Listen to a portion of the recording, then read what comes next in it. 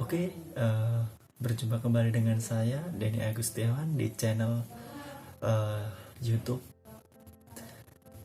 Pada kesempatan kali ini kita akan belajar bersama tema 1, subtema 2 di pembelajaran 5 dan pembelajaran 6. Yuk simak video berikut.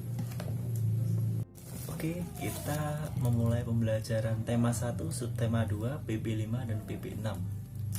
Oke, kita mulai ya. Kita akan belajar di PB yang ke-5. Diharapkan siswa mengetahui tentang tari serimpi. Yang berikutnya mengetahui keragaman tari. Oke, sejarah tari serimpi. Oke, paragraf pertama, tari serimpi berasal dari daerah Surakarta, Yogyakarta. Tarian serimpi merupakan salah satu tari klasik yang dimainkan oleh beberapa penari wanita yang cantik dan anggun. Tari ini menggambarkan kelemah lembutan dan kesopanan yang diperlihatkan dari gerakan yang pelan dan lembut oleh masing-masing penarinya. Tari serimpi pada awalnya merupakan tarian yang bersifat sakral atau mistis dan hanya dipertunjukkan di lingkungan keraton Yogyakarta. Oke, kita menginjak di paragraf kedua. Menurut sejarahnya dan asal-usulnya, tari serimpi ini sudah ada sejak masa kejayaan Kerajaan Mataram pada pemerintahan Sultan Agung. Saat itu tarian ini merupakan salah satu tarian yang sangat sakral dan mistis. Jadi tarian ini hanya dimainkan di dalam lingkungan keraton untuk acara kenegaraan dan untuk memperingati kenaikan tahta sultan. Karena tarian ini bersifat sakral, penari yang boleh memainkan tarian ini haruslah yang sudah terpilih dari keluarga kerajaan. Jadi tidak sembarangan orang yang bisa memainkan tarian ini. Lanjut di paragraf ketiga. Namun setelah Kerajaan Mataram terpecah menjadi dua bagian, yaitu Kesultanan Yogyakarta dan Kesultanan Surakarta, tarian ini pun mulai mengalami perubahan dalam segi gerakan, walaupun inti dari tarian ini masih tetap sama. Paragraf keempat, tari serimpi dari masa ke masa telah mengalami banyak perkembangan, diantaranya dari segi durasi dan kostum yang dipergunakan oleh penarinya. Selain itu, tarian ini juga tergolong menjadi beberapa jenis. Nanti kita akan menjelaskan secara lebih detailnya di bawah. Di Sultan Yogyakarta, tari serimpi digolongkan menjadi 3, yaitu tari serimpi babul layar, tari serimpi dempel, dan tari serimpi genjung. Sedangkan di Sultan Surakarta, tari serimpi digolongkan menjadi 2, yaitu tari serimpi anglir dan tari serimpi bondan. Di paragraf kelima, bentuk kreasi baru dari tarian serimpi Yogyakarta diantaranya tarian Padelori dan Among Bekso. Pada kreasi tarian serimpi Padelori bertemakan sebuah pertengkaran antara dua orang dewi yang memperebutkan cinta seorang pangeran. Tarian ini biasanya dimainkan oleh 4 orang yang dibagi menjadi 2 dan memerankan dewi tersebut. Dengan tarian kreasi Among Beksa dimainkan oleh 8 orang penari dengan mengambil tema menak. Selain itu ada juga tarian serimpi Cina dan tarian serimpi pramugari. Pada tari serimpi Cina biasanya menggunakan pakaian khas orang Cina, dan pada tarian serimpi pramugari menggunakan pistol sebagai propertinya. Oke, setelah kalian membaca bacaan di atas, apa kalian telah memahaminya? Jika belum, silakan dibaca dan dipahami kembali. Jika kalian sudah memahami, silakan jawab pertanyaan di bawah ini. Ada 3 pertanyaan di bawah. Lah, untuk lebih jelasnya, saya akan memutarkan video tentang tari serimpi. Yuk, simak video berikut.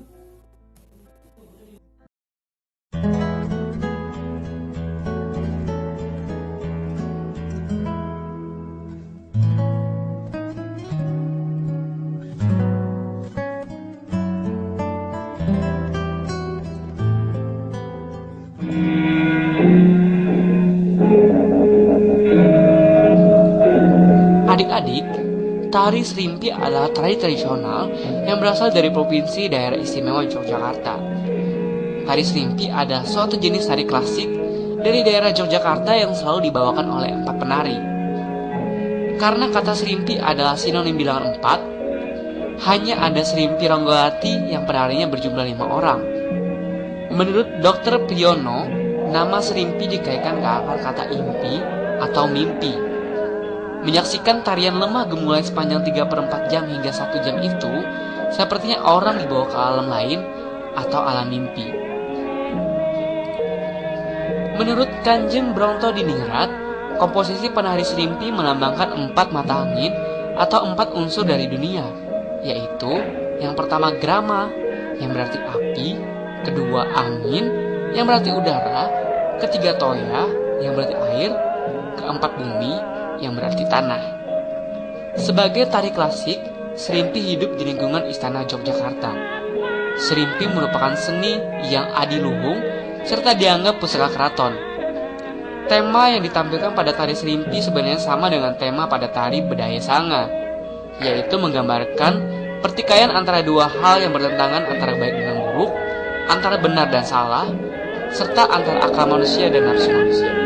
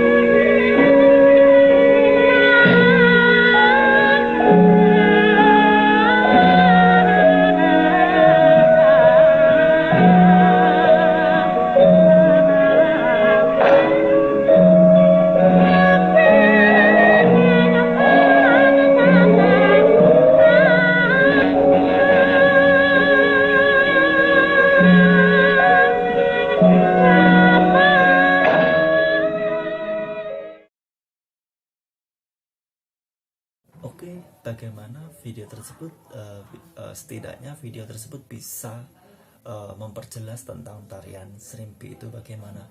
Selanjutnya kita akan belajar yang pertama ya, tari Serimpi. Kita ulangi lagi, tari Serimpi merupakan tari klasik Jawa yang berasal dari abad silam di istana. Tarian Serimpi biasanya dipentaskan 4 penari wanita. Gerakan tari Serimpi menggambarkan peperangan melawan kejahatan dalam tempo yang sangat lambat. Berikutnya yang B, nilai-nilai menghargai perbedaan tersebut dapat kita terapkan dalam kehidupan sehari-hari. Dalam berteman, kita jangan sampai membeda-bedakan suku dan golongan. Kita harus saling menghargai dan memahami perbedaan. Dengan menerapkan sikap toleransi dan saling menghargai, kehidupan akan menjadi aman, damai, dan tentram. Oke, berikutnya ini ada beberapa pertanyaan. Keberagaman suku, bangsa, dan agama Indonesia adalah sumber kekayaan yang tidak ternilai harganya. Keberagaman tersebut menyebar dari Sabang sampai Merauke. Keberagaman tersebut akan menjadi kekuatan kita bila ada sikap saling menghargai dan toleransi di dalamnya. Kira-kira nih menurut pendapat kalian, bagaimana keragaman di lingkungan provinsimu? Bagaimana cara mereka saling menjalin persatuan? Lah, tulis di kolom yang ada di situ ya. Tuliskan di buku tulis tematik. Oke, bagaimana, bisa kan? Berikutnya kita berpikir, di situ ada 2 pertanyaan. Yang pertama, sebutkan 5 tarian dan asal tarian tersebut. Yang berikutnya, buatlah peta pikiran tentang tari Serimpi. Ya, itu tadi tentang pembelajaran yang kelima mengenai tari Serimpi. Tugas kalian di sini sebutkan 5 tarian dan asal tariannya di Indonesia maksudnya. Berikutnya, buatlah peta pikiran tentang tari Serimpi. Oke. Selanjutnya kita belajar pembelajaran yang ke-6 selanjutnya ya. Target PB6, siswa mampu mengetahui bentuk kerjasama. Yang berikutnya, mampu memetakan kerjasama di masyarakat. Coba diamati gambar berikut. Bentuk kerjasama di masyarakat. Yang gambar sebelah kiri di hadapan saya ya, itu adalah ronda malam. Yang sebelah kanan di hadapan saya itu adalah membersihkan lingkungan dari sampah. Oke, kita awali dari pertama ya, ronda malam. Kegiatan siskampling atau sistem keamanan lingkungan yang sering disebut dengan istilah ronda, yaitu menjaga keamanan dan ketertiban sekitar. Siskampling diadakan tengah malam hingga dini hari. Ronda dilakukan warga secara bergiliran. Dengan adanya kegiatan seperti ini, siskampling ini, angka kejahatan bisa terkurangi. Kegiatan ronda juga bisa menciptakan lingkungan masyarakat setempat yang aman dan damai dan sejahtera. Oke, teks berikutnya, kebersihan lingkungan. Kebersihan adalah pangkal kesehatan. Lingkungan yang bersih pasti indah dilihat. Selain itu, pasti juga sehat. Lingkungan kotor merupakan sarang penyakit. karena banyak sampah dan banyak lalat. Di lingkungan kotor pasti tidak nyaman. Agar sehat di lingkungan harus dibersihkan. Masyarakat harus rajin mengadakan kerja bakti membersihkan lingkungan. Saluran air dibersihkan agar tidak tersumbat. Rumput liar dan semak belukar dibersihkan. Selain lingkungan menjadi bersih, kerja bakti juga mempererat hubungan antar warga. Jadi di setiap kegiatan tadi, yang pertama ronda malam itu ada juga manfaatnya, kemudian kebersihan lingkungan juga ada manfaatnya juga ya.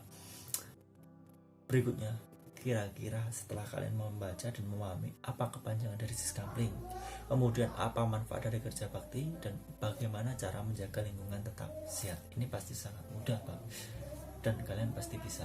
Berikutnya, tulislah bentuk kerjasama di kolom tersebut. Berikutnya ayo kita berpikir, ada 2 pertanyaan di situ. Coba tuliskan di buku tulis kalian. Ya, sekian pembelajaran 5 dan 6. Saya kira cukup mudah untuk bisa diselesaikan dengan cepat.